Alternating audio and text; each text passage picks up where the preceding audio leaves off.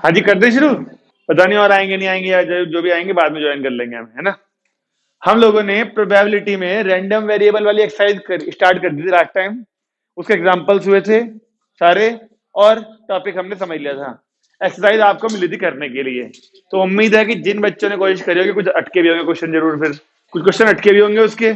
कोई कुछ बोल ही नहीं रहा। वही मैं कहना चाह रहा हूँ ना, अटकते तब जब करते। तो मैं पूछ रहा हूँ, करे कि नहीं करे।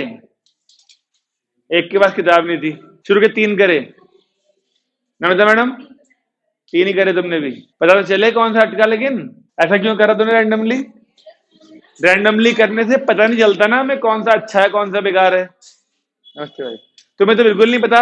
जब तुम पहली बार करोगे तो पता थोड़ी चलेगा तुम्हें कौन सा अच्छा है कौन सा बेकार है। वो तो करने के बाद ही चलेगा पता। हाँ, ये अच्छा था, ये बेकार था। कोई कह रहा 3 करे, कोई कह रहा 1 करा, कोई कह रहा 1 भी नहीं करा। 13.4 के कह रहे 5वें से ही कराओ। 5वें में ऐसा क्या है कि मैंने कहा 5वां, इसलिए मैं तो कह ही रहा हूँ 5वां अच्छा है। अभी तुम क्या बातें कर रहे हो दोनों। 5वां छोड़ दिया, 5वां और 12वां छोड़ रखा बस। तो ठीक है भाई। तो 13.4 का 5वां, 12वां और आपका 14 था। नमस्ते भाई। ये 3 क्वेश्चन आ रहे हैं डाउट में, बस कर दें फिर नहीं। चलिए, 5वां क्वेश्चन 13.4 एनसीईआरटी का पढ़ें। पीछे कितनी किताबें हैं? है एक, इसको दे दो आगे।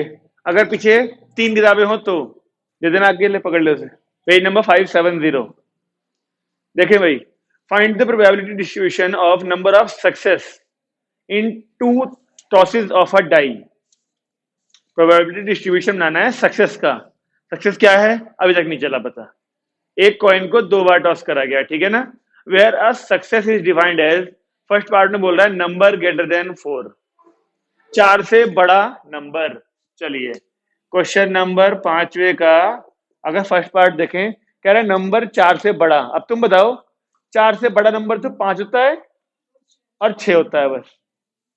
एक एक मिनट, डाई था, कॉइन नहीं था, सॉरी। एक कॉइन को 2 बार टॉस करा गया। अब 4 से बड़ा नंबर, अगर आप एक्स लेते हो random variable number greater than 4, ठीक है, तो एक्स की वैल्यूज कैसे कैसे आपके मन में आएंगी लेने के लिए। एक्स की वैल्यू क्या 5 आएगी और 6 आएगी। नंबर 4 से बड़ा या तो 5 होता है या फिर 6 होता है। तो क्या आप x इज इक्वल टू 5 और 6 लिखोगे? नहीं, ये तो आउटकम हुए ना 5 और 6। x की वैल्यू आएगी 0, 1 एंड 2। इसका मतलब क्या हुआ, x है नंबर ग्रेटर देन 4, एक भी डाइस पे नहीं आया। नंबर ग्रेटर देन 4 एक डाइस पे आ गया। नंबर ग्रेटर देन 4 दोनों डाइस पे आ गया। आई बात समझ में। तो फर्स्ट पार्ट तो इसका बहुत इजी है। खैर, क्या हम डायरेक्टली प्रोबेबिलिटी लिख दें टेबल बना के? चलो लो, x इज इक्वल टू 0 वाले केस बताओ। पहली डाइस पे भी, पहली डाइस पे भी नहीं आया, तो क्या लिखा जाए? नंबर ऐसे, 4 से बड़ा नहीं आया, यानी 4 तो आ सकता है ना पहली वाली पे, या तो 4 आया होगा या छोटा आया होगा। और सेकंड वाली पे भी नंबर, ये मतलब हुआ ना 0 का। अब बताइए प्रोबेबिलिटी क्या आएगी इसकी। पहले वाले पे 4 और 4 से छोटे की प्रोबेबिलिटी क्या होगी? 4/6। 4 या 4 से छोटे के लिए 4, 3, 2, 1, 4 ऑप्शन है अपॉन 6। सेकंड वाले में भी तो ये होना चाहिए, यानी कि 2/3, 2/3, यानी ये हो गया 0 वाला केस। ठीक है, चलिए अब बताएं x इज इक्वल टू 1 वाला केस। क्या मतलब x इज इक्वल टू 1 का? अगर पहले पे नंबर, हाँ हाँ ले ले, नमस्ते। पहले पे नंबर अगर 4 से बड़ा आ गया, तो दूसरे पे नंबर 4 या 4 छोटा हो। या दूसरा केस क्या होगा, पहले वाले पे नंबर 4 या 4 से छोटा हो, तो दूसरे पे नंबर 4 से बड़ा हो, तभी किसी एक पे 4 से बड़ा कहा जाएगा। अब प्रोबेबिलिटी बताइए, पहले पे नंबर 4 से बड़ा हो, 4 से बड़ा नंबर 2 ही होते हैं, 5 और 6, तो प्रोबेबिलिटी इंटू 2/6 क्यों, 4/6। 4 और 4 से छोटा, ये वाला केस, ठीक है 4/6। अब जरा उधर देखोगे, क्या उधर भी यही प्रोबेबिलिटी आएगी क्या? याद है कुछ? पिछली क्लास में भी जितने केस बनाते हैं, इन केसेस में ऊपर वाली वैल्यू शफल हो जाती है बस अक्सर, तो इनटू से काम चल जाना चाहिए। कितना आया फिर? 1/3, 2/3, यानी 2/9, और एक 2 ये रहा, यानी ये भी 16 कहां से आ गया? सही है केस? अब x इज इक्वल टू 2 का मतलब क्या होगा इस केस में, बताओ फिर? दोनों पे ही 4 से बड़ा, यानी प्रोबेबिलिटी पहले पे नंबर 4 से बड़ा, दूसरे पर भी नंबर 4 से बड़ा, ये मतलब हुआ। तो पहले पे नंबर 4 से बड़ा 2/6, 2/6, यानी 1/9। हाँ है ना? क्या आपको लग रहा है ये सही है? 4 4 8 और एक 9, 9/9 आ रहा है ना ऐड करने पर। अब छोटा सा डब्बा बना दो, एक डिस्ट्रीब्यूशन टेबल पूछी थी ना, छोटा सा टेबल बना दो।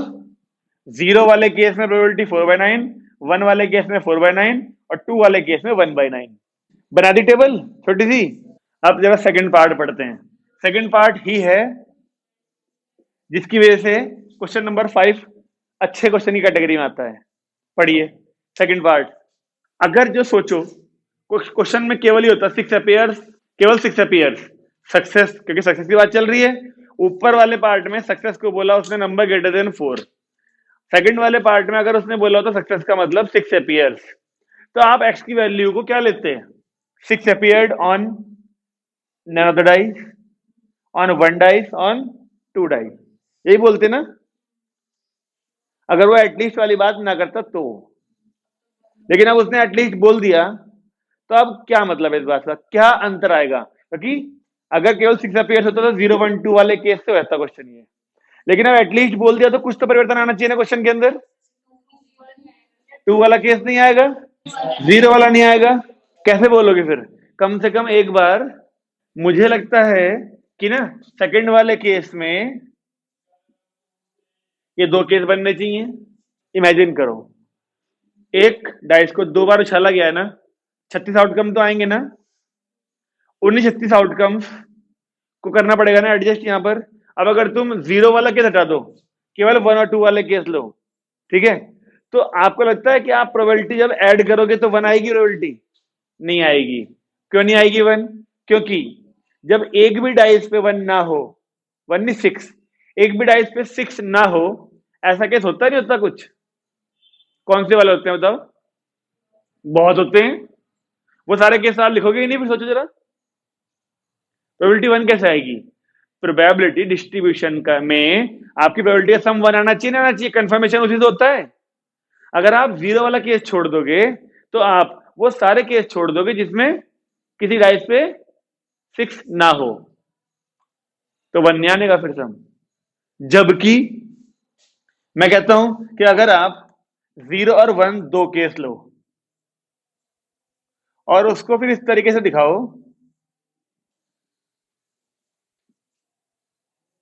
0 और 1, ये दो वैल्यू ले ली हमने। अगर x की वैल्यू 0 ली जाए, x की वैल्यू 0, कैसे पढ़ा जाएगा फिर इसको? 6 अपीयर्स ऑन एटलीस्ट 1 डाइस, 6 कम से कम एक डाइस पे आया हो, एक बार भी नहीं और एक बार। अगर 0 बोला जाए 6 appears on at least one of the time, at least one of the dice none, एक बार भी 6 एक डाइस पे नहीं आया, तो 0 वाला केस आ जाएंगे वो। फिर आपसे बोला गया कि 6 appears on at least one of the die, एक बार, और क्योंकि उसने at least one of the dice बोला है, तो जो 2 बार वाले होंगे 6 अपीयर्ड, दोनों पे 6 आया होगा, वो इसी में इंक्लूड करना पड़ेगा हमको। यानी कि अगर आप ध्यान से समझो तो यही तीनों केस का जो ये वाला पार्ट है, हालांकि ये तो 4 और 4 से बड़े के लिए है, लेकिन 0 वाला पार्ट अकेला आएगा और 1 और 2 वाले पार्ट इकट्ठे आएंगे। क्योंकि आप कितनी भी तिगड़म कर लो, यहां की 2 प्रोबेबिलिटी या फिर 3 प्रोबेबिलिटी जितने भी केस बनाओगे, सबका सम 1 तो आना ही पड़ेगा। और आप एटलीस्ट को हल्के में लोगे और ये वाला 0 वाला केस छोड़ दोगे, तो फिर 1 नहीं आने का आपका। दिखाता हूं, देखो अगर मैं x की वैल्यू 0 के लिए बोलूं कि किसी भी डाइस पे वो नहीं आया, 6 नहीं आया, बताओ कितने केस होंगे ऐसे। अगर इसकी बात करें 0 के लिए, x इक्वल टू 0 का मतलब हुआ पहले वाले भी 6 नहीं होना चाहिए, दूसरे पे 6 नहीं होना चाहिए। पहले पे 6 नहीं का मतलब 6 के अलावा कितने होते हैं, और दूसरे में भी, यानी कि सही है। तो ये देखो ये हुआ 25/36, जब एक डाइस पे भी 6 नहीं आया। अब कम से कम एक डाइस पे 6 एक बार आ गया। अब बचे हुए सारे केस उसमें होने चाहिए नहीं होने चाहिए। आप जब यहां पर x इज इक्वल टू 1 वाला केस लिखोगे, क्योंकि अब ये जो x है ना, ये कोई साधारण x नहीं है, ये x एटलीस्ट वाला है। अभी तक हमने किसी भी क्वेश्चन में जितने भी रैंडम वेरिएबल क्वेश्चन करे, एटलीस्ट नहीं था उसमें, और अगर था एटलीस्ट तो एक एग्जांपल था शायद उसमें, स्टडी वाला, शायद उसमें एटलीस्ट टाइम दे रखा था, आवर्स वाला कुछ, वो एटलीस्ट 5 आवर्स वाला क्वेश्चन था कुछ उसमें। लेकिन उसमें हमसे पूरा डिस्ट्रीब्यूशन नहीं पूछा था, एटलीस्ट 5 आवर्स बोले थे, तो हम 5, 6, 7 सारे उसमें ऐड कर रहे थे। अब यहां पर एटलीस्ट 1 डाइस पे बोल दिया उसमें 6 आने का मतलब, जब एटलीस्ट 1 डाइस पे बोला है तो 1 वाला केस भी इसके अंदर ही आएगा और 2 वाला केस भी इसके अंदर ही आएगा। जो एक केस बचेगा वो अलग हो जाएगा, तभी पूरी प्रोबेबिलिटी का सम 1 आएगा। आप उसको छोड़ दोगे तो फिर सम 1 नहीं आएगा। ये समझने वाली चीज है केवल सेकंड पार्ट के अंदर। ये पार्ट ऐसा नहीं है, एक सेकंड पार्ट ही है जो अलग है। जरा बताओ, अगर मैं आपसे कहूं एक डाइस पे 6 आया हो, तो अगर पहली पे 6 आया हो तो 1/6, दूसरी पे नहीं होगा, दूसरी पे नहीं होने का मतलब 5/6 इंटू 2 कर दूं इसमें, पहली पे नहीं हो दूसरी पे हो वाला केस आएगा, उसकी प्रोबेबिलिटी सेम आएगी। या दोनों पे 6 आया हो, वो वाला केस इसी के अंदर इंक्लूड करना पड़ेगा एटलीस्ट की वजह से, और दोनों पे 6 आया हो तो देखना कितना आ रहा है, 5 दूनी 10, 10/36 प्लस 1, 11/, अब लग रहा है साहब कुछ, देखो दोनों को ऐड करके 36/36। तो यही इस क्वेश्चन का कॉन्सेप्ट है कि आपको 0 वाला नहीं छोड़ सकते आप। 0 का मतलब उसमें भले ही ये होता है कि एक डाइस से भी 6 ना आया हो, लेकिन आप एटलीस्ट वाले में अगर 1 और 2 कंसीडर करोगे तो फिर तो नहीं आता भाई समार हमारा 1। हमें ध्यान रखना पड़ेगा रैंडम वेरिएबल वाले केस में, रैंडम वेरिएबल वाले केस में हम हमेशा केवल वही वाली वैल्यू नहीं लेते जो उसने बोली है, हमें तो सारे केस दिखाने पड़ते हैं करके। अब यहां देखो ना, इसमें उसने बोला सक्सेस जो था नंबर 4 से बड़ा था। अब 4 से बड़ा नंबर हमने एक पर भी नहीं आया, वो का केस काउंट किया नहीं करा, एक पर भी नहीं आया, ये केस लेके चले थे ना, भले उसने पूछा हो या ना पूछा हो, क्योंकि प्रोबेबिलिटी डिस्ट्रीब्यूशन जो होती है वो उस चीज के लिए होती है जो पूछी गई है वो भी, और जो नहीं पूछी गई वो भी। जितने भी आउटकम बनेंगे उन सब का डिस्ट्रीब्यूशन होना चाहिए उसके अंदर, तभी तो प्रोबेबिलिटी बनाएगी। तो इस तरीके से होगा ये क्वेश्चन 5वें का सेकंड पार्ट, ध्यान रखने वाला है ये, ऐसा कोई और क्वेश्चन नहीं है एक्सरसाइज में। रख पाएंगे ध्यान, छोटी सी चीज ध्यान रखने वाली है, ठीक है जी। इसीलिए मैंने कहा था 5वां अगर किया होता तो अटकता नहीं आएगा, आंसर तो बनी आएगा, आंसर तो बनी आएगा, लेकिन फिर एटलीस्ट का क्या चक्कर रह जाएगा, सोच के देख। फिर अगर आपने 2 भी दिखा दिया 0, 1, 2, तो क्वेश्चन एटलीस्ट वाला कहां बचेगा फिर, सोच के देख। एटलीस्ट के बिना भी तो 0, 1, 2 ही लिखती तू, नहीं, और 2 अलग भी दिखाएं, नहीं, कैसा आएगा सेम, 0 वाला ऐसे कैसा, 1 वाले में 2 भी इंक्लूड है, हाँ, इसको कहां रखें, 1 वाले में, और इसे 2 वाले में। तो फिर मैडम एटलीस्ट का कहां चक्कर बचा, क्वेश्चन कोई सॉल्यूशन पढ़ेगा, सॉल्यूशन पढ़ेगा, वो कैसे बताएगा कि एटलीस्ट वाला क्वेश्चन है ये, वो तेरे को पता है ना, सॉल्यूशन देख के कैसे चलेगा बता देख। इसमें कहां गया, इसका डिस्ट्रीब्यूशन बनाया नहीं डिस्ट्रीब्यूशन हमने, लेकिन 0, 1, 2 3 वैल्यू ली है। अब 0, 1, 2 में कौन कहता है एटलीस्ट है इसमें, 0, 1, 2 तो नॉर्मल डिस्ट्रीब्यूशन होता है, ऐसे यहां पर भी 0 भी दिखाया, 1 भी दिखाया, 2 भी दिखाया, उसे एटलीस्ट कौन बोलेगा, कोई भी नहीं बोल सकता एटलीस्ट, क्योंकि एटलीस्ट में जो वैल्यू बोली गई है वो और उसके ऊपर वाली इंक्लूड होती हैं, एटमोस्ट वाली में जो बोली गई है वो और उससे नीचे वाली इंक्लूड होती हैं। तो एटलीस्ट बोलने से कुछ तो अंतर आएगा नहीं आएगा प्रेजेंटेशन के अंदर। ये प्रेजेंटेशन आया कि 2 वाली जो कंडीशन अलग से दिखती वो इसी में इंक्लूड हो गई 1 में ही। अगर आप एटलीस्ट वाले को कंसीडर करोगे तो कुछ तो अंतर क्वेश्चन में दिखेगा। अगर आप 0 1 2 तीनों दिखाओगी तो क्वेश्चन में एटलीस्ट हटा दे एक बार, फिर पढ़ के देख, फिर सूट करेगा वो। ठीक है ना? तो 5वां हो गया हमारा। 12वां पढ़े? देखे भाई 12वां। कहते हैं दो नंबर सिलेक्ट करे गए रैंडमली विदाउट रिप्लेसमेंट। ठीक है जी। From the first 6 positive integers, x denote the larger of the two numbers obtained. 5वां हो गया। 12वें की बात करें, एक्सपेक्टेशन को मीन कहते हैं। पूरी ने देखी थी ना वीडियो? 12th, दो नंबर सिलेक्ट करे गए शुरू के 6 पॉजिटिव इंटीजर्स में से। ठीक है ना? और एक्स जो है यानी रैंडम वेरिएबल जो है वो रिप्रेजेंट कर रहा है larger of the two numbers. Larger of the two numbers बाद की बात है। अगर मैं आपसे पहले बोलूं कि टोटल सैंपल स्पेस देखते हैं क्या बनेगा। 6 नंबर रखे हैं, 1 2 3 4 5 6 आपके पास। आपने पहले एक नंबर उठा लिया, 1 उठा लिया, अगर तो रिप्लेसमेंट किया नहीं गया तो 1 को बाहर रख दिया। अब आपके पास क्या क्या ऑप्शन है नंबर उठाने के? 2 3 4 5 6 हैं। तो 1 के साथ पॉसिबल आउटकम्स क्या क्या बन रहे हैं? 1 2। क्या 1 1 ऑप्शन है? क्यों नहीं है 1 1? क्योंकि जब 1 हमने पहले उठाया होगा तो 1 तो बचा ही नहीं, दोबारा रखने देते उसके अंदर। तो दूसरी बारी में 2 3 4 5 6 में कुछ उठ सकता है। तो 1 के साथ जो ऑप्शन बन रहे हैं सैंपल स्पेस में वो 1 2 1 3 1 4 1 5 1 6 है। 5 बन रहे हैं 1 से। जब 2 पहले उठाया होगा तो 2 1 2 3 2 4 2 5 2 6, 2 से ही 5 बन रहे हैं। तो क्या 6 से कुल मिला के 30 आउटकम्स ही बननी चाहिए टोटल? जब प्रोबेबिलिटी निकालोगे तो अपाउंड 30 आना चाहिए ना? ठीक है। तो अब बताओ मुझे, अगर चलो आप 1 वाले केस में कंसिडर करो, 30 में से मैं केवल 5 की बात कर रहा हूं। एक आया 1 2 1 3 1 4 1 5 1 6 ऐसे होंगे। तो 1 2 दो नंबर है, इन दो में लार्जर कौन सा है? 2। 1 3 में लार्जर कौन सा है? 1 4 में, 1 5 में, 1 6 में। तो कुल मिला के 2 3 4 5 6 ये 5 नंबर आपको लग रहे हैं लार्जर। अगर चलो 2 वाले से काउंटिंग करते हैं, 2 1 में 2, 2 1 के बाद 2 3 आया होगा उसमें 3। तो ऐसा नहीं लग रहा आपको कि जो x है यानी जो रैंडम वेरिएबल है उसको जो वैल्यूज मिल रही हैं वो है 2 3 4 5 एंड 6। सोच के देखो, larger of the to number 30 outcomes होंगे उन 30 में। या तो लार्जर 2 है, 2 किस किस में लार्जर होगा बताओ जरा? अगर मैं x की वैल्यू 2 की बात करूं तो देखो प्रोबेबिलिटी किसकी आएगी? एक 1 2 वाला केस होगा और एक इन्हीं दोनों में लार्जर नंबर 2 है। तो इन दोनों की प्रोबेबिलिटी आपके हिसाब से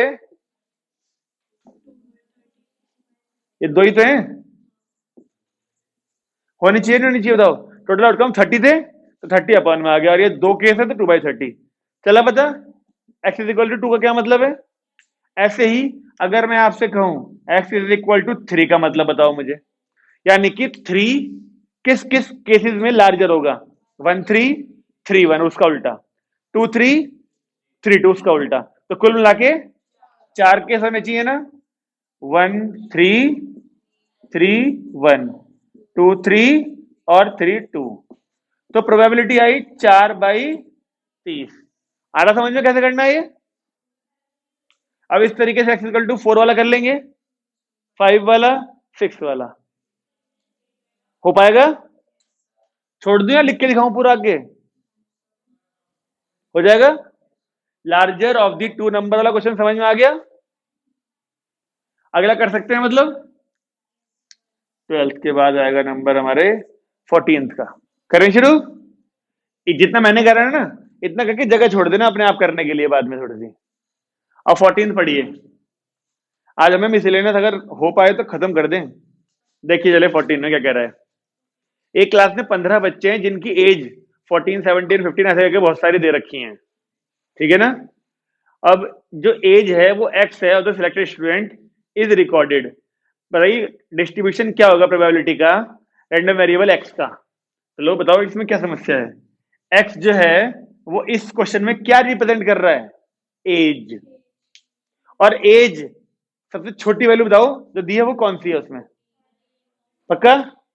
सबसे छोटी वैल्यू 14 है। ठीक है, उससे बड़ी फिर फिर हाँ हाँ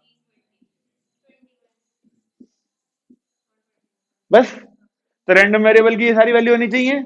अच्छा जी चलिए, अब अगर मैं आपसे पूछूं प्रोबेबिलिटी बताइए, जब रैंडम वेरिएबल की वैल्यू 14 थी, यानी एज 14, कितने बच्चों की एज 14 है देखो, कितनी बार 14 लिखा है, 2 बार, 2/15 बच्चे दे रखे थे ना, तो x इज इक्वल टू 14, यानी एज 14 दो बच्चों की है 15 में से।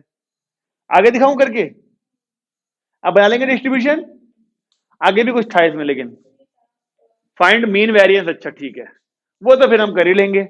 एक बार डिस्ट्रीब्यूशन टेबल बननी चाहिए हमारी, प्रोबेबिलिटी डिस्ट्रीब्यूशन टेबल बननी चाहिए, फिर तो ये इंटू ये इंटू ये इंटू ये करके हम पूरा मीन ढूंढ लेते हैं, और जब मीन मिल जाता है तो वेरिएंस भी मिल जाता है। हाँ, स्टैंडर्ड डेविएशन हमारा तभी मिलता है जब हमें स्क्वायर रूट निकालना आता है। खत्म। आगे करा किसी ने, कुछ एमसीक्यू भी दिख रहे हैं इसमें। ये 15वां पढ़ा था किसी ने, नहीं पढ़ा था? ऐसा तूने कहां तक करे थे, हो गया था 15वां? ठीक है, 16वां में देखो क्या कह रहा है एक बार ये एमसीक्यू, मीन दिया है क्या, इज पूछा है, देखो ध्यान से, मीन पूछा है क्या, मीन पूछा है, तो एक्स आपको क्या दिया है, एक्स क्या लोगे, जो चीज बोली गई है, नंबर ऑब्टेन्ड, जिस चीज का मीन देखो ना, रैंडम वेरिएबल है ना, या फिर मीन जिस चीज का पूछा हो वो रैंडम वेरिएबल ही होता है। अब उसने बोला mean of number obtained on throwing a die, तो एक्स क्या होना चाहिए, नंबर ऑब्टेन्ड। अब वो नंबर क्या क्या दिया उसने, एक बार 1 दिया, एक बार 2 दिया, एक बार 5 दिया, ये 3 नंबर आ रहे हैं, और इन तीनों की प्रोबेबिलिटी बताया, हम डिस्ट्रीब्यूशन बना के मीन निकाल सकते हैं। ठीक है, अगला, 2 पत्ते निकाले गए 52 में से, एक्स क्या है, नंबर ऑफ एसिड ऑब्टेन्ड, छोड़ो, ये तो बहुत बार कर लिए। अब मैडम अपनी किताब खोलो आप जरा, और हमें बताओ कि आपकी मिसलेनियस में कितने क्वेश्चन दिए हैं, हालांकि ढूंढ तो अपने आप भी लेंगे हम भी, 13, ठीक है। पहले हम लोग आते हैं मिसलेनियस पे। हाँ भाई, मिसलेनियस का पहला जो एग्जांपल है, क्या लगता है आपको किस टॉपिक का है, देखो टेबल से दिख रही है एक, पढ़ के देखो क्वेश्चन को, बिना सॉल्यूशन को देखे आप लोग जज कर पा रहे हैं जो टेबल है एग्जांपल में वो किस टॉपिक के लिए हो सकती है। अगर आप जज कर पा रहे हैं यानी आपको समझ में आ रही है बात, पता चल रहा है किस टॉपिक का क्वेश्चन है। देख लो, एक तरफ बॉक्स के नंबर लिखे हैं, एक तरफ कलर लिखा है बॉल्स का, एक बॉक्स सिलेक्ट करा गया और उसमें से एक बॉल निकाली भी गई, colour of the ball is black, केवल इतना क्वेश्चन होता तो टोटल प्रोबेबिलिटी का क्वेश्चन होता फिर वो। सर ये समझ में आ रही है बात, 4 बॉक्स है उसमें अलग अलग तरह की बॉल हैं, अब ब्लैक बॉल की प्रोबेबिलिटी पूछा हो तो फर्स्ट में निकल सकती थी, सेकंड में निकल सकती थी, थर्ड में निकल सकती थी, फोर्थ में निकल सकती थी, सारा केस ऐड करने पड़ते हुए टोटल प्रोबेबिलिटी का क्वेश्चन बन जाता है वो। लेकिन अब उसने बोल दिया बताओ क्या प्रोबेबिलिटी है कि वो थर्ड बॉक्स से निकला होता, वो बन गया बेस थ्योरम का क्वेश्चन। करना चाहिए नहीं, सब कुछ गिवन है। ठीक है जी, अगला एग्जांपल नंबर 34 नहीं करना हमें, बी लिखा है ना देखो उसके आगे, बी ब्रैकेट में, और फिर 4, 1/3, वो जो बी लिखा है ना बर्नौलीज ट्रायल्स का बी होता है, जो 13.5 एक्सरसाइज हटा रखी है हमारे सिलेबस से। ठीक है जी, नहीं होगा, जब वो एक्सरसाइज हटा रखी है तो फिर कहां होगा, 13.5 एक्सरसाइज का है बी, ठीक है, हटाओ उसे। 35 अगेन बर्नौलीज ट्रायल का है, एग्जाम्पल छोड़ो उसे। 36 है करने लायक हमारा, और ये बहुत ही बढ़िया क्वेश्चन है। ये दो बच्चे एक गेम खेल रहे हैं, ए और बी, जो आप लोग भी अक्सर खेल सकते हैं या खेलते होंगे। ठीक है, ये डाई फेंकते हैं एक एक करके ऑल्टरनेटिवली, जब तक कि किसी एक का 6 ना आ जाए, किस्मत है ना, जब तक कि किसी का 6 ना आ जाए और गेम जीत ना जाए वो। बताओ उनके रेस्पेक्टिव प्रोबेबिलिटीज जीतने की क्या होंगी अगर ए ने गेम शुरू किया हो तो। आ जाओ करते हैं, बहुत ही बढ़िया क्वेश्चन है, बोर्ड में आया हुआ है एक बार ये वाला है, सांप सीढ़ी ऐसा। हाँ, बस सांप सीढ़ी में होता है कि 6 आने पर गिट्टी ओपन होती है, अंदर एंट्री होती है, बस इसमें जीत ही जाएगा 6 आने पर, खत्म ही हो गया गेम शुरू होते ही। ठीक है ना, तो ये एग्जाम में आया है बोर्ड में, मैं कह रहा हूं जैसे वो था ना बेस का कौन सा, सच और झूठ वाला, याद है एग्जाम्पल, ऐसे ये वाला भी बोर्ड में आया हुआ है एक बार, तो इसमें भी कुछ ना कुछ बात तो होनी चाहिए। फिर देखते हैं, चलिए एग्जाम्पल नंबर है हमारी किताब में वो 36। अब बात कर रहा है वो ए जीता नहीं, जीता नहीं, ए ने स्टार्ट किया, ए ने पहले स्टार्ट किया, है ना। और अब ये बताओ मुझे कि ए ने पहले स्टार्ट किया, तो जीतने के चांसेस ज्यादा ए के होने चाहिए कि बी के होने चाहिए? पहली बारी में 6 आ जाए, किस्मत बुलंदियों पर हो उसकी, तो पहली बारी में तो जीत जाए, वो बी को मौका ही ना मिले खेलने का, हो सकता है ना। तो हम, ए ने स्टार्ट किया तो ए के जीतने की प्रोबेबिलिटी ढूंढ रहे हैं अभी पहले, दूसरी बारी में बी की ढूंढेंगे। चलिए अब बताएं, अगर ए ने स्टार्ट किया तो ए के जीतने का मतलब पहली बारी में जीत गया होगा, या तो वो सक्सेस, ऐसे यानी सक्सेस पहले अटेम्प्ट में। अगर ए नहीं जीता पहली बारी में, तो ए ने पहली बारी फेंका, 6 नहीं आया, नहीं जीता, सेकंड अटेम्प्ट उसको सामने वाले को मिला होगा, उसका कुछ और आया होगा, क्योंकि हम जीतने की प्रोबेबिलिटी एक ही ढूंढ रहे हैं अभी। तो ए या तो पहले अटेम्प्ट में जीता होगा, या फिर थर्ड अटेम्प्ट में, दूसरे में सामने वाले ने फेंका होगा ना, तीसरा नंबर फिर उसके पास आया होगा। तो अगर तीसरे में जीता होगा तो प्रोबेबिलिटी नहीं, फेलियर। पहली बारी में खुद फेल हुआ होगा, दूसरी बारी में सामने वाला फेल हुआ होगा, तीसरी बारी में तो जीता होगा वो ए। जीतने को मैं सक्सेस लिख रहा हूं और नहीं जीतने को फेलियर लिख रहा हूं। या तो ए पहले अटेम्प्ट में जीत गया होगा, या फिर ए तीसरे में जीतेगा। तीसरे में तभी जीतेगा नहीं जब पहले खुद हारा हो, 6 ना आया हो पहले थ्रो में, दूसरे दो सामने वाले का भी 6 ना आया हो, तीसरा फिर इसका नंबर आया हो, 6 आ गया हो। अगर यहां भी ना जीतता हो तो क्या हुआ होगा फिर, या प्लस लग रहे हैं या के लिए।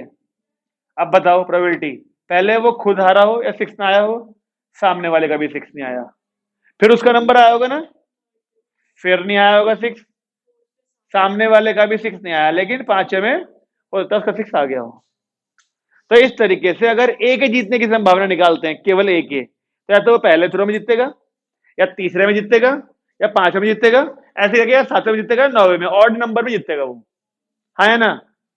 ठीक है, अब प्रोबेबिलिटी सक्सेस की बताओ, पहले अटेम्प्ट में सक्सेस आ गया हो, यानी 6 आ गया हो, यानी 1/6, या सक्सेस ना मिली हो तो फेलियर मिला हो, फेलियर के लिए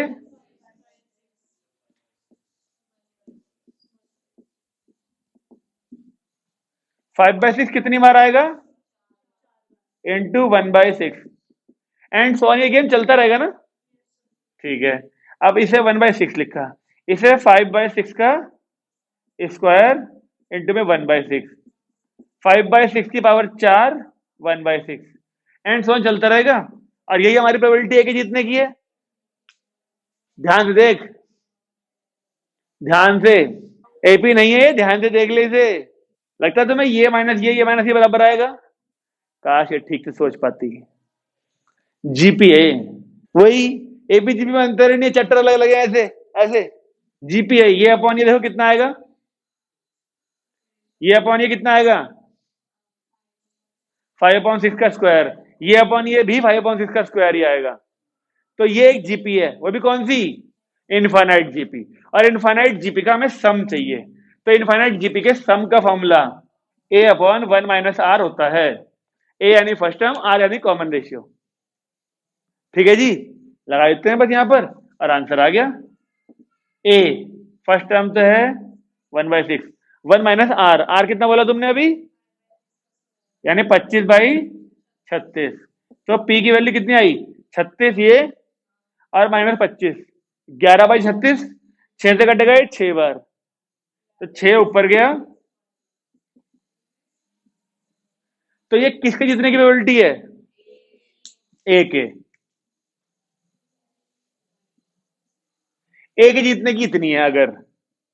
अब अगर हमें बी के जीतने की प्रोबेबिलिटी निकालनी हो, तो ये सारे केस कैसे कन्वर्ट होंगे।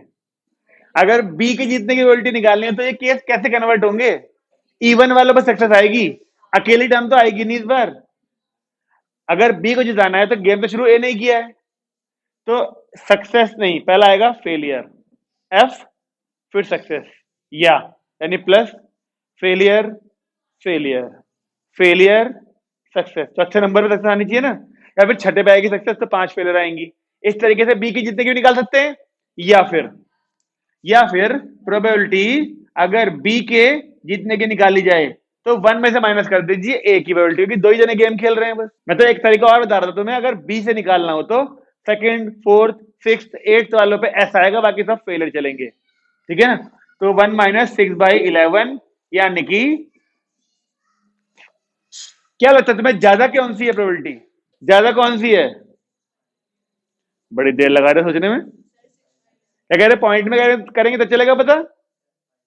डिनोमिनेटर सेम है, तो जिसका न्यूमेटर ज्यादा है वही प्रोबेबिलिटी ज्यादा होगी। ए के जीतने की ज्यादा होनी है भाई, ए के जीतने की ज्यादा होगी ही होगी, क्योंकि ए ने शुरू किया है। क्वेश्चन की शुरुआत में मैंने तुमसे पूछा था किसके जीतने की प्रोबेबिलिटी ज्यादा होगी, जो शुरू करेगा उसकी ही प्रोबेबिलिटी ज्यादा है ना? बढ़िया क्वेश्चन, ये बोर्ड में आया हुआ है। ओके, चलिए आगे बढ़े, कर लो जिसका रह गया। बताइए अगला क्वेश्चन में क्या बोला गया है एग्जाम्पल में। नंबर है अगला 37। जो 37 है एग्जाम्पल, वो लास्ट एग्जाम्पल है इस एक्सरसाइज का, और इसमें कुछ अलग बात है। जरा पढ़ के बताइए कि आप लोग नोट कर पा रहे हो बात। बाकी क्वेश्चन से अलग है ये क्वेश्चन। तुम ये भी डिसाइड करके बता सकते हो मुझे पहले टॉपिक कौन सा है। अलग तो बड़ी बात है, किस टॉपिक का क्वेश्चन है ये बता दो पहले। टोटल प्रोबेबिलिटी कह रही है नितिकांक्षा, और उसी का है। क्या जो दो एक्सेप्टेबल आइटम्स ने बताया नहीं उसने कौन सी मशीन से आए हैं, बाद में बोला नहीं उसने, करेक्टली सेटअप बेस्ड का हो गया फिर ये, क्योंकि दो तरह की मशीन है, करेक्टली सेटअप और इनकरेक्टली सेटअप, यही है ना दो मशीन है। तो जब उसने बोल दिया दो एक्सेप्टेबल आइटम्स, जब वो मशीन करेक्टली सेटअप हो तो हो गया अपना भी बेस थ्योरम का क्वेश्चन हो गया। लेकिन अब इसमें मैं बात करूं अगर अलग क्या है, अभी तक आपने बेस थ्योरम के जितने भी क्वेश्चन करे उसमें वो बोल दिया करता था कि ताश के पत्ते निकाले, या फिर जो भी पत्ता निकाला, जो भी बॉल निकाली वो रेड थी, ग्रीन थी, ब्लैक थी, जो भी थी। बताओ क्या प्रोबेबिलिटी है वो बैग 2 से निकली हो। ऐसे क्वेश्चन करे थे हमने सारे बेस थ्योरम के। इस बार अंतर ये आ गया कि उसने जो उस मशीन से आइटम लिए, यानी बैग से जो बॉल निकाली है, ऐसा मान लो, तो दो निकाली हैं। अभी तक किसी भी बेस थ्योरम के क्वेश्चन में हमने पहले बेस थ्योरम क्वेश्चन ये भी किया था कि एक बॉल निकाली, उसे कलर देखा, दो बॉलें और पुट कर दी उस कलर की, लेकिन अल्टीमेटली जो बॉल निकालते थे वो एक ही निकलती थी बाद में, जिसकी प्रोबेबिलिटी के लिए वो हमें जिक्र करता था। इस बार उसने जो जिक्र किया है दो एक्सेप्टेबल आइटम्स का किया है। तो जो दो एक्सेप्टेबल आइटम्स है ना, तो जब आप probability of A by E1, दो एक्सेप्टेबल आइटम्स जब मशीन करेक्टली सेटअप हो, इसकी प्रोबेबिलिटी दो बार लिखनी पड़ेगी आपको, पहले वाले आइटम की, दूसरे वाले आइटम की। ये अंतर है। देखो जरा कितनी दी हुई है हमें, it produces 90% acceptable items, if it is incorrectly setup it produce only 40% acceptable items. ठीक है, तो जरा बताओगे ए अपॉन E1 क्या हो गया? एक्सेप्टेबल आइटम जब मशीन करेक्टली सेटअप हो, ये तो होगा ए बाई E1।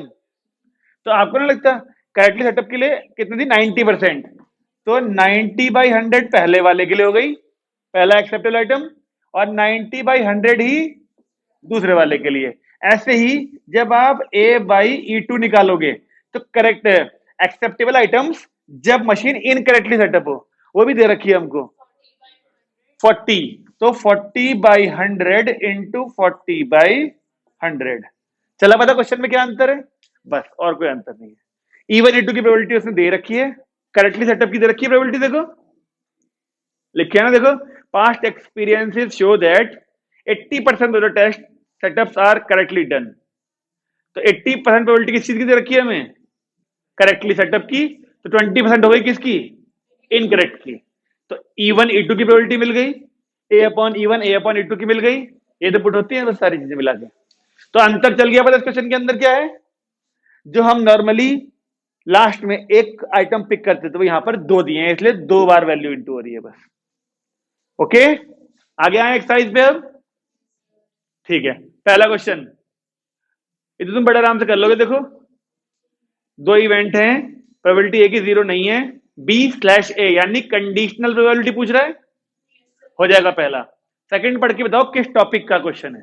अगर तुमने टॉपिक बता दिया तो मैं समझ जाऊंगा कि तुम ये क्वेश्चन कर सकते हो अपने आप। ये भी कंडीशनल का है क्योंकि लिखा है साहब उसमें if it is known that, ये वाला काम कंडीशनल में होगा। तो ये दोनों शुरू के क्वेश्चन बहुत इजी हैं। थर्ड देखो, अब फिर डिसाइड करके बताओ किस टॉपिक का है। अगर टॉपिक पहचान लिया यानी हो जाएगा हमसे। बेस थ्योरम, यस, दो तरह के दे रखे ना, grey hair man and women. ठीक है, हो जाएगा। 4 प्रोबेबिलिटी होनी चाहिए क्वेश्चन के अंदर, है 4, देखो जरा। तो E1 E2 की इक्वल है प्रोबेबिलिटी, और A upon E1 A upon E2 दे रखी है आपको। ओके, फोर्थ पढ़ के बताइए किस टॉपिक का है। Suppose that 90% of the people, ये वाला है ना मैडम, आप अपनी वाली से क्यों नहीं पढ़ रही? नहीं, देखना तेरी में है भी कि ये वाला नहीं है। 10 में से 6 पीपल एटेंड होंगे तो 10C4 बनौली से क्वेश्चन है ये। अच्छा चलो, ये बात भी ठीक है। अगले में देखियो, पांचवा तो ये है क्या, पांचवा वाला नहीं है ना, ठीक है। ये भी बर्नौलीज का है। छठा है देख तेरे में, नहीं है ना बर्नौलीज। सातवां तो फोर्थ फिफ्थ सिक्स सेवंथ, इन चारों पे कट लगाओ, चारों बर्नौलीज के हैं। फोर्थ फिफ्थ सिक्स सेवंथ, हाँ लगा दे, छोटे छोटे कट लगाइए बस। और 8वें क्वेश्चन की बात करें अगर, 8वीं के बाद मैडम और कौन सा है देखो आपकी किताब में, experiment succeeds twice as often as it fails, ये वाला है नहीं। 9th पे भी कट लगाओ, 10th पे भी कट लगाओ, इन अ गेम 12th होगा, 11th भी नहीं है ना, 11th पे हटाओ, 12th बेस थ्योरम का है। और उसके बाद 13 भी होगा देख, हार्ट अटैक वाला होगा देख, 13 भी होगा, 14 भी होगा, 15 भी होगा, और 16 सब होंगे फिर यहाँ। तो ठीक है ना, तो थर्ड हमने कर लिया, ग्रे हेयर मैन वुमेन वाला। थर्ड के बाद 8 पढ़ना है। 8 क्वेश्चन क्लास 10th में पढ़ा था हमने, देखो देख के आ रहा, ध्यान तो कुछ कुछ लीप ईयर में 52 संडे 52 53 या फिर ऐसा कुछ वाला क्वेश्चन तो 10th में ठीक से करे नहीं होंगे ये। बस तुम ये बता दो मुझे, लीप ईयर में दिन कितने होते हैं? 366 डेज हो गए। क्या पूछा देखो उसमें, 53 ट्यूसडे नंबर है ये क्वेश्चन का।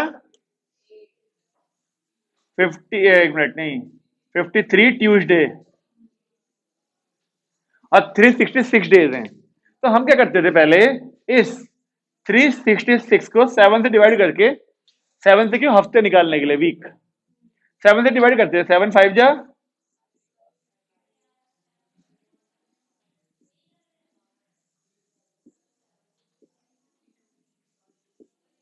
ऐसा लिख सकता हूं कुछ। जो 366 डेज होंगे ना लीप ईयर में, उसमें 52 तो हफ्ते होंगे पूरे पूरे, और 2 दिन फालतू होंगे। 52 हफ्तों में 52 ट्यूसडे आ चुके होंगे। हमें चिंता है केवल 52 के बाद जो एक ट्यूसडे है वो, जो ये 2 दिन बचे, ये 2 दिन Sunday Monday, Monday Tuesday, Tuesday Wednesday, Wednesday Thursday, Thursday Friday, Friday Saturday, and Saturday Sunday. इनके अलावा कोई नहीं हो सकते। वो 2 दिन इन्हीं में से हो सकते हैं कुछ। अब वो 2 दिन में हमें 52 ट्यूसडे यहाँ हो चुके थे, एक ट्यूसडे और चाहिए। तो एक ट्यूसडे एक तो यहाँ दिख रहा है, और एक इसके नीचे वाले में दिख रहा है, मंडे ट्यूसडे ट्यूसडे वेडनेसडे, ये 2 केस हो सकते हैं ना बस। तो इन 2 केस के लिए 2 आउट ऑफ, ये आंसर होता है इसका। जब भी बेस ये क्या है, ये लीप ईयर वाला क्वेश्चन होता है, 10th क्लास में भी इतना सही क्वेश्चन है ये। ऐसे ही करना है आपको, पहले 366 से डिवाइड करना है, 7 से डिवाइड करना है इसे, इतने दिन हो गए। अब उन डेज, 2 डेज कैन बी, ये लिख के दिखाना है। ये किसी 12th का क्वेश्चन नहीं है, उसका हमारे टॉपिक का क्वेश्चन नहीं है। इसी क्वेश्चन में अगर वो बोल दिया करते थे कि नॉन लीप ईयर हो, तो नॉन लीप ईयर का मतलब दिन हो जाएंगे 365, रिमाइंडर बचेगा 1, और 1 डे बचा। 1 डे का मतलब Sunday Monday Tuesday Wednesday Thursday Friday, उसमें एक ट्यूसडे आने की प्रोबेबिलिटी कितनी होगी, 1। तो आंसर उसका 1/7 हो जाता है फिर बस। ओके, अब चाहे वो लीप ईयर बोले चाहे नॉन लीप ईयर, चल गया ना पता कैसे करना है। चलिए, 8वें के बाद सीधा है हमारा कौन सा, 12th। और इसे पढ़ के देखो, क्या ये बिल्कुल जो थोड़ी देर पहले एग्जांपल किया था मिसलेनियस का, उसकी तरह है कि नहीं, और है अगर तो अगले पे आ जाओ, क्योंकि 13th बहुत अच्छे क्वेश्चन में से एक क्वेश्चन है। और 13 को पढ़ के बताओ किस टॉपिक का लग रहा है इतना बड़ा क्वेश्चन, ये बेस के होते हैं इतने बड़े बड़े क्वेश्चन में से। देखो पढ़ के डिसाइड करो। अच्छी बात है, नंबर है हमारा 13। तो रिया मैडम कह रही है इजी है। बताइए इवन इनटू क्या लिया जाए फिर, 2 ही है ना, मेडिटेशन और ड्रग्स। मेडिटेशन का कोर्स, दवाइयों का कोर्स, 2 तरह के दिए हैं कोर्सेज हमें, और ए हार्ट अटैक का केस बना लेते हैं। ठीक है जी। अब बताइए कौन सा पूछा गया है आपसे यहाँ पर, मेडिटेशन। हार्ट अटैक आया जबकि वो मेडिटेशन वाले थे, तो यहाँ पे क्या लिखना चाहिए फिर? प्रोबेबिलिटी ए बाई इवन तो यहाँ आता है, A by even A by two, तो ठीक है। इसकी वैल्यूज पुट करते हैं। चलिए, सबसे पहला आएगा प्रोबेबिलिटी ऑफ इवन। मेडिटेशन का कोर्स बताओ, मेडिटेशन कितनी पढ़ लूं मैं अभी। देखो, at a time a patient can choose any of the two options with equal probabilities. इसलिए मैं कहता पढ़ लेता हूं। पढ़ो, ये बात ढूंढो। उसने बोला है कि कोर्स मेडिटेशन का लेना है या फिर कोर्स ड्रग्स वाला चलाना है। ये पेशेंट के पास इक्वल प्रोबेबिलिटी है इस बात की। मिली लाइन ये वाली? तो क्या इवन ए टू, मैंने बोला था ना जिस क्वेश्चन में गिवन नहीं हो उसमें भी इक्वल लेके चलते हैं, और यहां तो इक्वल दे दिया उसने खुद ही। इवन ए टू दोनों चीजें इक्वल होंगी। सही है। तो जरा बात करते हैं ए बाई ई वन की। ए बाई ई वन यानी हार्ट अटैक आया जबकि वो मेडिटेशन का कोर्स चला रखा हो उसने। हार्ट अटैक आया जबकि कोर्स चल रहा हो मेडिटेशन का। इस चीज को ध्यान से समझना। मिसलेनियस में है ये क्वेश्चन किसी एक वजह से। रिया मैडम ठीक है ना? किसी एक वजह से है, ये वाली वैल्यू अलग है क्वेश्चन की। देखो, हमसे बोला हार्ट अटैक की प्रोबेबिलिटी बताइए जबकि वो मेडिटेशन का कोर्स कर रहा हूं। मेडिटेशन के कोर्स की वजह से हार्ट अटैक की प्रोबेबिलिटी कुछ परसेंट कम हो गई है, 30% कम हो गई है। हार्ट अटैक की वैसे प्रोबेबिलिटी कितनी दे रखी है? 40%। देखो, अगर मैं आपसे कहूं कि हार्ट अटैक की प्रोबेबिलिटी ये है, हार्ट अटैक आने की प्रोबेबिलिटी ये है, लेकिन मेडिटेशन की वजह से, या फिर कह लो जो 40% है ना, ऐसे लेवल है इसका, ये एक्स एक्सिस है और 40% चांसेस है हार्ट अटैक के। ठीक है। अब वो बंदा मेडिटेशन कर रहा है यानी कि योग ध्यान लगा रहा है, तो उसके हार्ट अटैक के चांसेस कम हो जा रहे हैं। कितने परसेंट? 30% कम हो जा रहे हैं। तो क्या आपको लगता है ए बाई इवन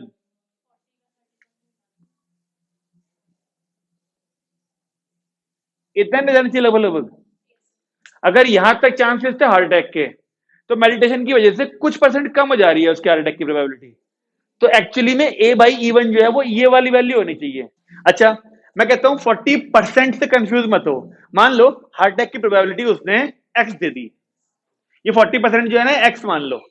अब 30% मेडिटेशन इसको कम कर रहा है, तो एक्चुअली में रह कितनी जा रही है? वो 70% रह जा रही है। मैं कहता हूं आपको भूतों से डर लगता है, ठीक है ना? तो अगर आप रात में हनुमान चालीसा पढ़ के सोएं तो भूतों से डरने की प्रोबेबिलिटी आपकी 90% कम हो जाएगी। 90% कम हो जाएगी यानी कि प्रोबेबिलिटी रह कितनी जाएगी डरने की?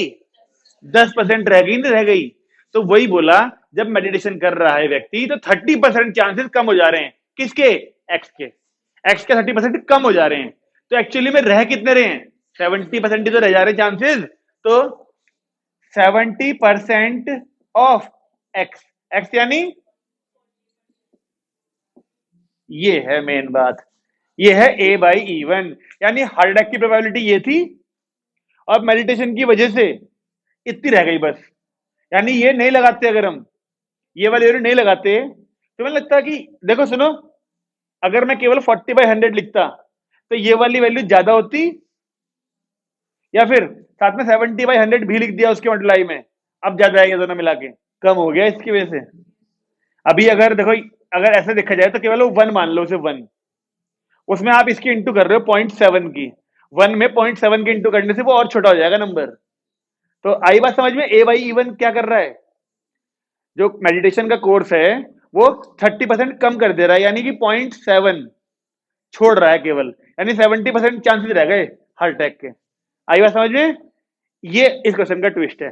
तो अपॉन में ये वाली वैल्यू तो यहां भी आएगी 70/100 इंटू 40/100, और अगले वाली वैल्यू इक्वल प्रोबेबिलिटी की वजह से ये तो रह गई E2। तो अगले वाला बताओ कितना है?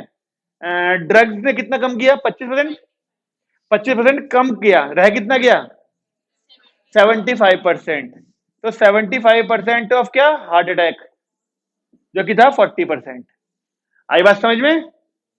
ये है क्वेश्चन अच्छा इसलिए, क्योंकि यहां पर ए बाई इवन अलग तरीके से निकल रहा है। अब फिर से सॉल्व कैसे करोगे? 100 इंटू 100, 100 इंटू 100 2, यहाँ का नीचे वाली वैल्यू, यहाँ के नीचे वाली वैल्यू, यहाँ के नीचे वाली सारी कॉमन आके कट जाएगी। हाँ है ना? 40 40 40 भी कट रहा है, बिल्कुल सही। हाफ भी, 100 100 भी कट रहा है, 40 भी कट रहा है। ये चीजें पहले डाल देना अगले सीधे एक स्टेप में। बचेगा क्या ऊपर? 70 ऊपर बचा, नीचे 70 प्लस 75 हो गया ना? बहुत सिंपल क्वेश्चन। 70 अपॉन 145 यानी 14 अपॉन 29, ये होना चाहिए आंसर इसका। अभी भी हमारे 3-4 क्वेश्चन बच गए मिसलेनियस के, लेकिन अब हम लोग अपने आप ट्राई कर सकते हैं, कोशिश कर सकते हैं। मैं तो कराऊंगा ही कराऊंगा अगली बार, नहीं तो खत्म। और फिर अगली क्लास में हम लोग एडिशनल क्वेश्चन शुरू कर देंगे, ठीक है? कोशिश करेंगे जल्दी जल्दी वो भी खत्म हो, ताकि हम लोग सिलेबस खत्म होने का टैग लगा पाए अपने ऊपर, फिर रिवीजन करेंगे। बंद कर दें?